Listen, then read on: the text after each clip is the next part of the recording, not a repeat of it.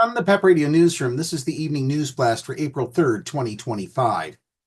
Usually, we reserve the news blast segment for LGBTQ plus news impacting people in the United States. This news blast is a little different.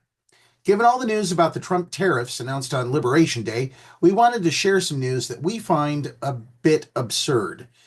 The Trump administration appears to be leaving no stone unturned with its sweeping tariffs around the globe, from rocky outcrops home to polar bears in the Arctic, to tiny tropical islands, to an island off the Antarctic coast, home to penguins and seals. The American president rattled markets, manufacturers, and more Wednesday, announcing a baseline of 10% tariffs on imports into the United States, a far higher on goods from some places, notably those with high trade surpluses with the United States. Now, a few countries like Russia, which is facing U.S. sanctions, and Canada and Mexico, which face separate U.S. tariff measures, were left off. The Holy See, for example, got a pass too from being listed among the dozens of countries and territories targeted by U.S. President Donald Trump. I guess you can't really put a tariff on thoughts and prayers. Here's a look at some target territories that have little to no production, exports, or role in the global economy.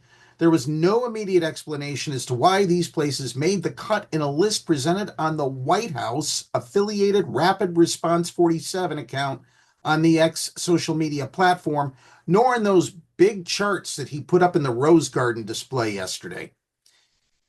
Jan Mayen Island.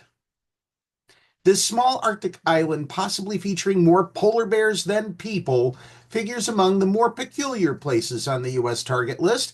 The only inhabitants on Jan Mayen, part of Norway since 1930, are staff of the Norwegian military and the Norwegian Meteorological Institute. The island, 600 kilometers northeast of Iceland, is partly covered by glaciers.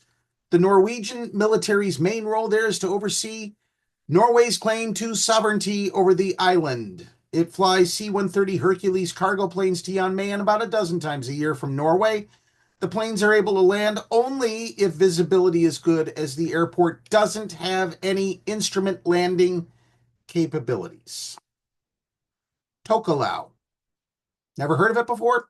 Till today, neither had I, because the nation is made up of 3 tropical coral islands and home to about 1,500 people on a combined land area of 4 square miles. And they are facing a 10% U.S. tariff.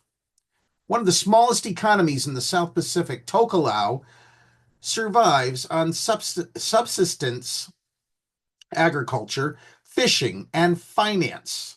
From New Zealand, which counts the islands as one of its territories, Roland Raja, lead economist at the Lowy Institute, an Australian foreign policy think tank, said officials in a small island nation like that would likely struggle to change Washington's mind. If those countries didn't get much consideration in terms of what tariffs were imposed on them, given their size and obscurity to the Trump administration, that also could make it difficult for them to do anything about negotiating their way out of those tariffs, he said. This one might upset our Jimmy Buffett fans. Christmas Island. The leader of Christmas Island, which has fewer than 2,000 people, said the Indian Ocean atoll exported nothing to the United States. Absolutely nothing. There's no trade between Christmas Island and America except that we do buy mining equipment through Tractors Singapore, said Christmas Island Shire President Gordon Thompson, referring to the regional dealer for the Texas manufacturing giant Caterpillar Incorporated. The Australian outpost, located 360 kilometers or 225 miles south of the Indonesian capital, Jakarta, has used U.S. heavy machinery to mine phosphate for decades. The trade, if anything, is U.S. product into Christmas Island, and the only thing that we export is phosphate, and that goes to Malaysia, Indonesia, maybe Thailand, and a bit to the Australian mainland, Thompson said. Heard and McDonald Islands. The Heard and McDonald Islands in the remote Antarctic, which together form another Australian territory, this one uninhabited.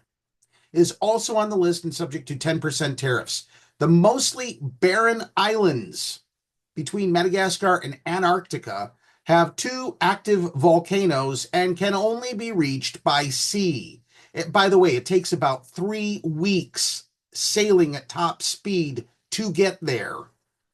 Apart from seals and penguins, again, no humans live on these islands. So why the tariffs? That's the news blast for this hour. Up next, the National Weather Service forecast for the Meadville area on PEP Radio.